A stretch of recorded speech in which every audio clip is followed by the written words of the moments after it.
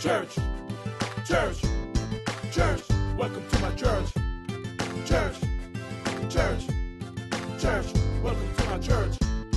Church, church, church, welcome to my church. Church, church, church. Bonjour à vous chers internautes, ici Reporter Time pour une occasion bien particulière puisque aujourd'hui j'aurai la joie et le privilège d'aller à la rencontre de l'équipe de la série Church. Nous irons découvrir qui sont-ils dans la vraie vie et quel est le challenge de cette merveilleuse série. On regarde.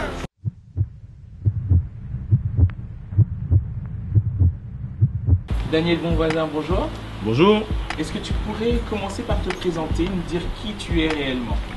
Donc voilà, réellement mon prénom c'est Moïse, nom de famille Chéri, c'est vrai. Et donc voilà, présentation rapide, je suis agent polyvalent dans la vie et donc voilà. Tu es aussi le producteur de la série Church. Dis-nous d'où te vient l'idée, comment c'est venu, explique-nous en fait le pourquoi du comment.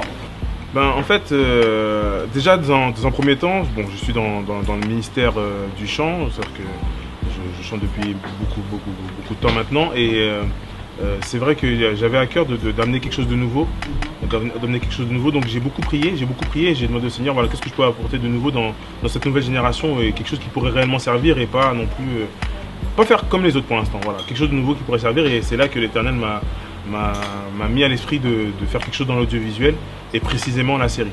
D'accord. La série se compose de personnages.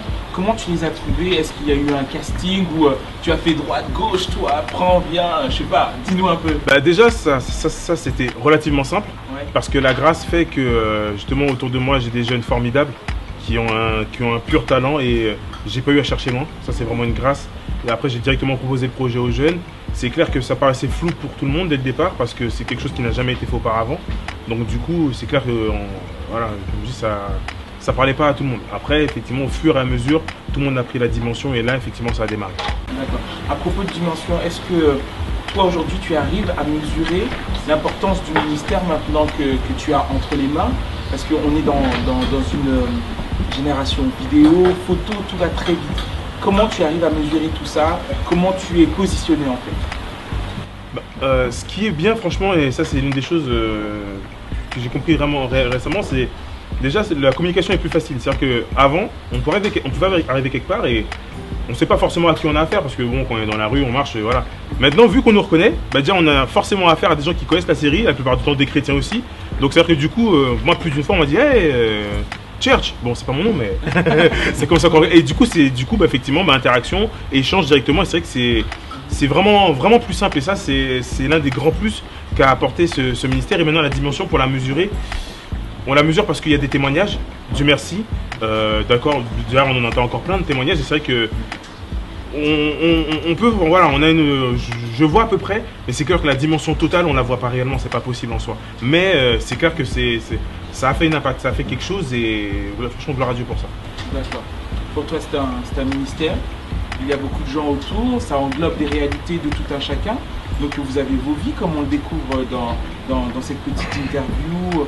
Mais comment toi tu arrives à concilier tout ça, les vies d'un tel, pour créer en fait une réelle homogénéité de l'équipe? Déjà, le facteur le plus important pour qu'on soit cohérent, c'est qu'on sait qu'on fait ça pour Dieu. Ouais. Ça c'est la chose la plus importante. Après, c'est clair que les emplois du temps de chacun, les vies de chacun, c'est pas facile et c'est vrai que là pour le coup ça me permet aussi de remercier encore une fois toute l'équipe parce que tout le monde met du temps à part, tout le monde fait des sacrifices énormes et je le sais et voilà, comme je dis, c'est pas pour moi qu'ils le font, hein, c'est vraiment pour Dieu et Dieu le voit de toute façon, Dieu le voit et c'est clair que c'est vraiment pas facile. Il y a des moments où on arrive, on a écrit tout un épisode avec l'équipe d'écriture et on arrive, il y a des personnages qui sont pas là le jour du tournage par exemple. Donc là pareil, il faut improviser, il faut réécrire, il y a des aléas parce que voilà, effectivement on n'est pas des intermittents, comme je dis, c'est vraiment une jeunesse qui se consacre à ça. Et voilà, on fait avec, mais franchement l'Éternel pourvoit jusqu'à présent et ça c'est une bonne chose. D'accord. Si je puis dire, pour Dieu il faut savoir sacrifier, c'est ça? C'est clair, c'est clair. On revient un peu maintenant sur le personnage de Daniel. Donc il est le fils du pasteur, oui. Mais à un moment donné dans la série on voit qu'il est, si je puis me permettre, un peu largué. Oui. Est-ce que c'est consciemment que tu as voulu cela? Ouais, c'est consciemment parce que Church, et par rapport à tous les personnages de Church, c'est un petit peu Bon voilà, moi il y a des gens que j'ai quand quand j'ai fait l'écriture des personnages, c'est parce qu'il y a des gens que j'ai côtoyés qui ressemblaient à ça. Donc il y a des gens aussi qu'on voit par rapport. Moi j'ai été dans plein d'églises, il y a des gens qu'on trouve quasiment tout le temps. Un Gétro, on en retrouve tout le temps. Quelqu'un qui a la Bible dans la tête de A à Z, il y en a quasiment partout, comme une Géraldine doit en avoir partout aussi. Enfin, souvent en tout cas. Et c'est clair que voilà, dans l'écriture des personnages, voilà comment ça s'est passé. Et mince, j'ai oublié ma question de base. Comment? J'ai oublié la question de base. Moi aussi. Non, je te redis. Merci. Comment, en fait, est-ce que tu as voulu consciemment le fait qu'ils soient Voilà, largués, merci. du fait qu'ils connaissent Désolé. toutes ces choses-là? Oui, c'est justement pour montrer que parce qu'il y en a qui le sont. Oui. Il y en a qui le sont. Et c'est pas ton voilà le fait de justement montrer que même le fils du pasteur peut être largué. Bon, Dieu merci pour nous, c'est pas la même chose, mais voilà, c'est-à-dire que peu importe la personne, voilà, il faut pas avoir honte d'eux, tu vois. Il s'agit simplement de reconnaître et d'aller, de poser des questions, de dire voilà, écoute, voilà, faut pas hésiter à chercher du soutien quand vraiment on est en galère par rapport à ça. D'accord, c'est pas criminel, c'est pas criminel. Donc c'est vraiment consciemment que j'ai voulu faire ça en fait. D'accord. On voit aussi dans la série que Daniel, c'est aussi le rôle du grand frère, dans toute la tribu du groupe de jeunes.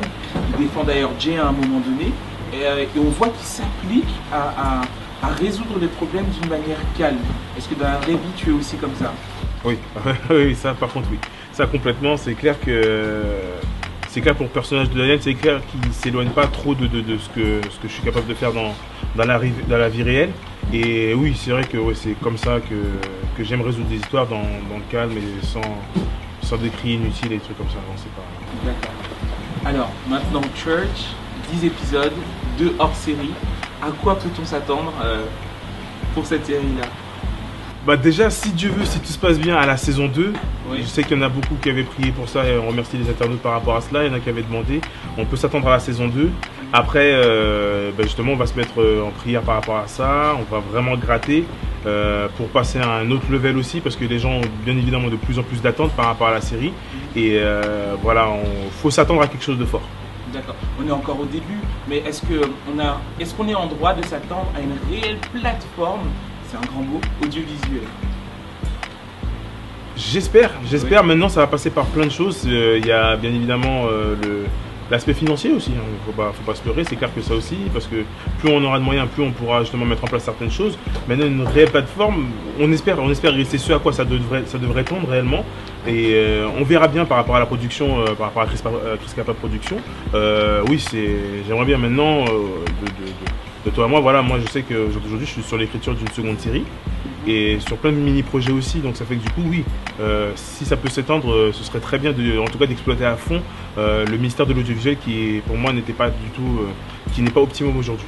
Donc chaque internaute peut, si je puis dire, peut vous soutenir dans la prière pour une réelle plateforme audiovisuelle chrétienne, c'est ça? Il faut parce que aujourd'hui, on n'est pas, les médias on n'a pas de médias en soi, c'est-à-dire que il faut qu'on puisse arriver, il faut que Church puisse être diffusé sur un M6. Donc bon, je vois grand, évidemment, on verra ça à long terme, mais bon, pourquoi pas de toute façon aussi. Il faut qu'on puisse arriver dans les gros médias. C'est vrai que, Dieu merci, on est sur le cap pour l'instant, mais on est dans les 400 et quelques. Ce serait bien de retomber un petit peu dans les premières chaînes sur lesquelles on zappe, et voilà, et ça, ce serait une très grosse victoire. D'accord.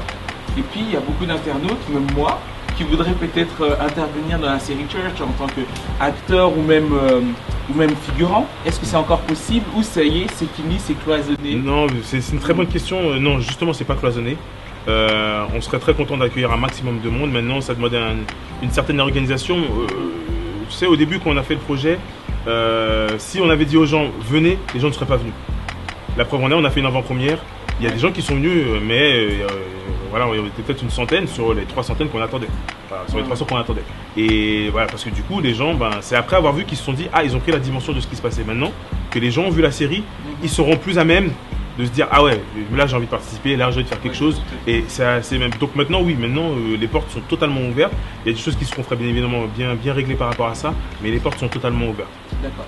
Je termine ton interview en te demandant peut-être un petit mot pour les internautes qui nous regardent.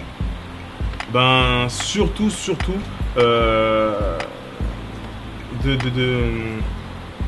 de bien prier pour les projets à venir, en fait jamais minimiser les projets surtout, d'accord, parce qu'effectivement il y a plein de choses dans cette société qui nous font dire que voilà, je pourrais pas y arriver, on a toujours des raisons, surtout les chrétiens, on a toujours des raisons pour se dire ouais on peut pas, d'accord.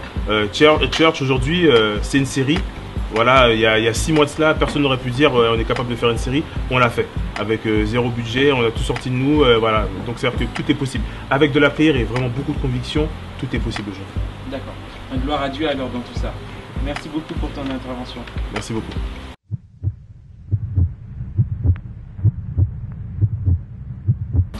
Thomas Player, bonjour. Bonjour. Est-ce que tu pourrais, s'il te plaît, comme les autres, te présenter un peu?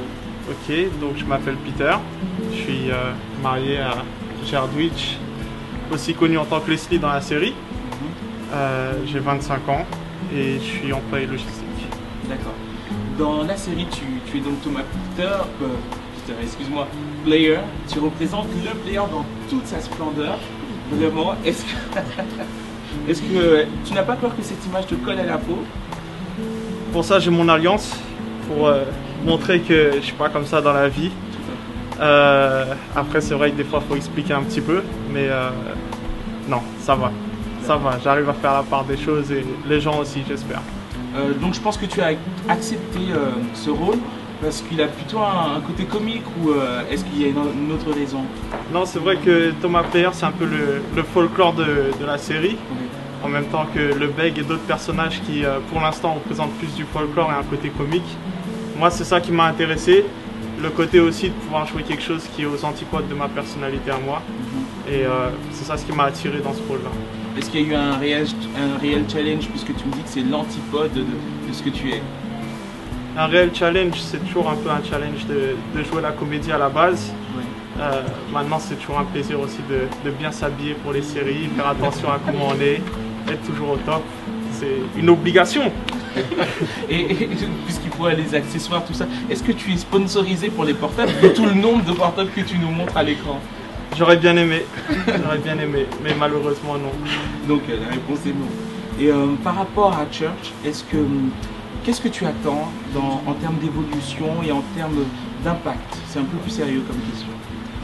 Déjà, j'aimerais qu'il y ait de plus en plus de vues, de plus en plus de gens qui puissent voir Church, mais que ça ne reste pas exclusif à une communauté de gens qui sont habitués à l'église, mais que ça puisse un peu dépasser les frontières, s'ouvrir à des gens qui ne connaissent pas l'église et que ce soit une occasion pour eux de découvrir un petit peu ce qu'on fait à l'église, qu'on est des gens ordinaires, mais qui servent juste un Dieu extraordinaire. Merci beaucoup. Merci à toi.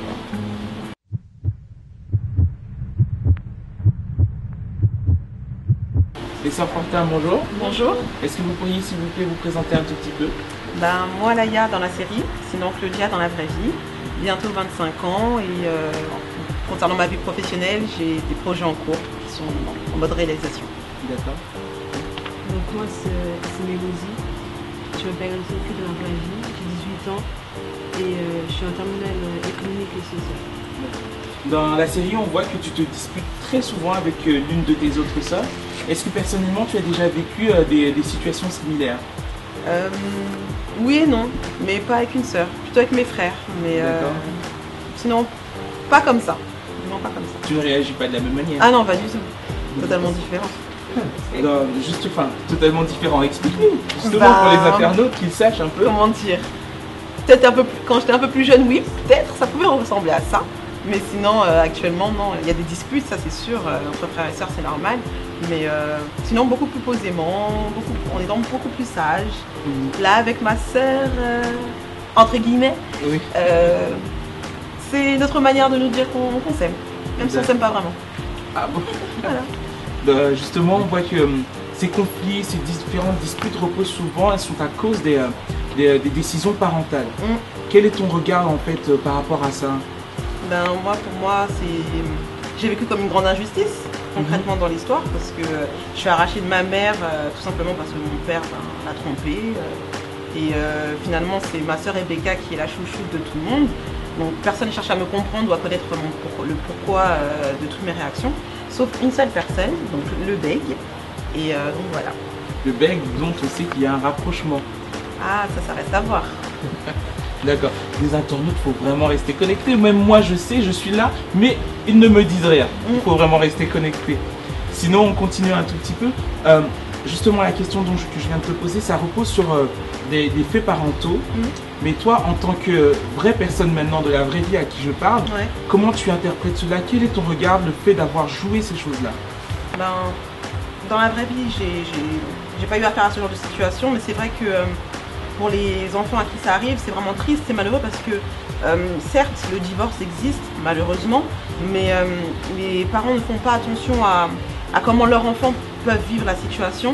Et c'est vrai qu'en mettant en place ce scénario, donc ces scènes-là, je pense que ça pourra aider différents parents ou différents jeunes à beaucoup mieux vivre cette situation et à faire les choses différemment surtout. D'accord.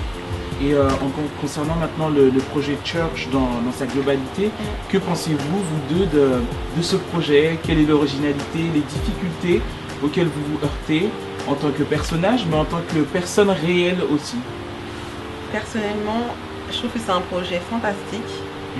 Le fait de pouvoir évangéliser de la manière dont on le fait via la série, pour moi c'est just wow. Just wow. Just wow. Et pour toi? Moi, je trouve c'est un projet intéressant et ça permet aux personnes qui ne connaissent pas Dieu de le connaître. D'accord. Merci beaucoup.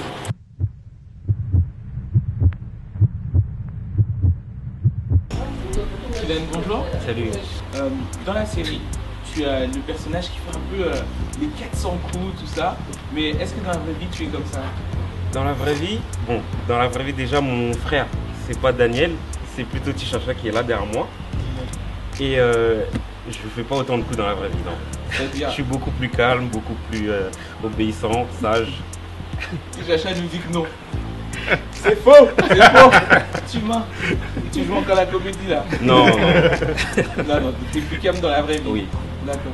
Dans la série, on voit aussi un moment particulier qui m'a marqué, et j'imagine les internautes aussi, c'est lorsque tu as pleuré.